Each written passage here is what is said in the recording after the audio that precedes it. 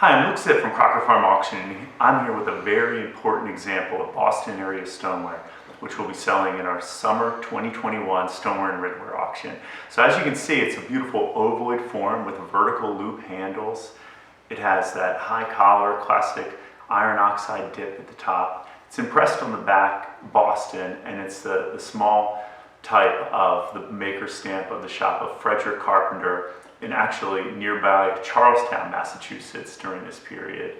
So we've sold a lot of examples of Carpenter's work over the years with this beautiful form, iron oxide dip. It's executed in the English style of stoneware, which really relied on form more than decoration to convey a message. Carpenter's works are almost always dipped with iron oxide, which was only a fraction of the cost of cobalt oxide and made it a cheaper product. But then they relied heavily on forms, and usually there'd be impressed decoration, usually within this impressed drape motif.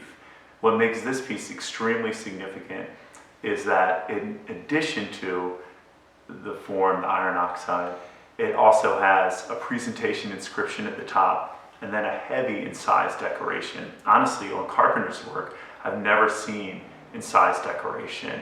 And in Boston area stoneware, this piece, alongside the example that set the record for Massachusetts stoneware, the Elizabeth Tarbell jar, which was made at the nearby Fenton shop, it was, those are the only examples I know of with heavy incising and presentation inscription. This example almost presents a counterbalance to the Elizabeth Tarbell jar that we sold in the spring 2021 auction.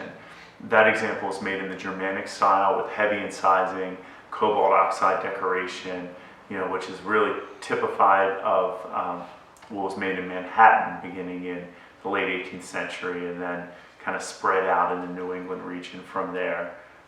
This, on the other hand, is heavy incising on an English style example of stoneware made at the Carpenter shop. So it's really outstanding and important. It's incised at the top Joseph Snow with the date 1817, and it's really large incised presentation inscription.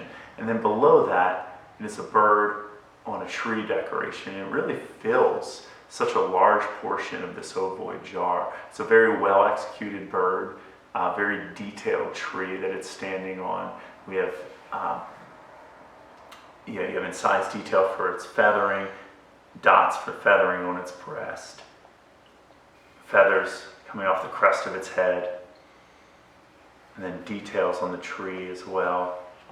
You have iron oxide dip, both top and bottom. And as I told you, the Boston stamp of Frederick Carpenter on the reverse. Just a very cool piece, historically significant, and honestly underrated. I feel like Boston stoneware is just coming into its own.